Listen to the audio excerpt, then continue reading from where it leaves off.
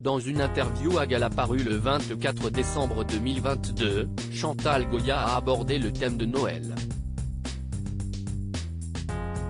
La chanteuse a révélé les cadeaux qu'elle avait l'habitude d'offrir à ses enfants et petits-enfants, et a raconté un mauvais souvenir survenu en 1980. C'est en 1964 que Chantal Goya a fait la connaissance de l'auteur-compositeur-interprète Jean-Jacques Debout. Lors de leur rencontre, celui-ci s'est adressé à la chanteuse en lui faisant une incroyable prédiction. Il s'est approché, et il m'a dit, « Et ça si est vrai, j'ai l'impression de vous avoir toujours connu, on se mariera, on aura 2 enfants, vous serez célèbre à 30 ans et vous chanterez à l'Opéra de Paris », avait-elle rapporté dans l'émission 50 Inside. Tout ce que lui a déclaré Jean-Jacques Debout a finalement eu lieu.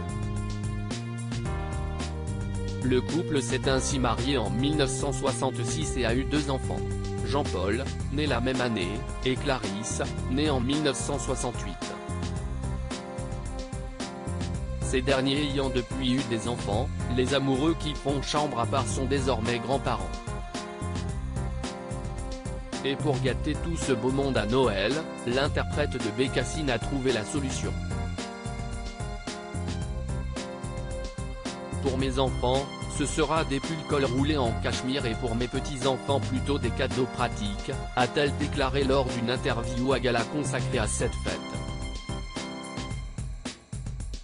Ce Noël à l'île de Ré qui ne s'est pas déroulé comme prévu, Chantal Goya a confié qu'elle n'avait pas souvenir d'avoir déjà été déçue par un cadeau reçu à Noël. En effet, celle qui était amie avec Johnny Hallyday demande toujours des cadeaux pratiques comme un agenda, un pyjama en pilou, une eau de toilette. Tout ce qui pourra m'être utile en tournée, a-t-elle précisé. Et si la plupart de ces fêtes de Noël se sont bien déroulées, elle garde en mémoire celles de l'année 1980, qui ne se sont pas du tout passées comme prévu. On devait fêter Noël à l'île de Ré. Les trains étant bloqués par la neige, j'ai dû partir en voiture. Sur l'autoroute à Poitiers, à cause du verglas, la voiture a fait une embardée contre la barrière de sécurité alors que je roulais à 120 km/h, a-t-elle raconté. Gardant son sang-froid, Chantal Goya est parvenue à maîtriser la situation. J'ai réussi à rétablir la voiture tout doucement. Je me suis arrêté à la première station-service et impossible d'ouvrir ma portière. J'ai fini la route en roulant à 10 km/h. Je suis arrivé à 6 h du matin sur place, a-t-elle poursuivi.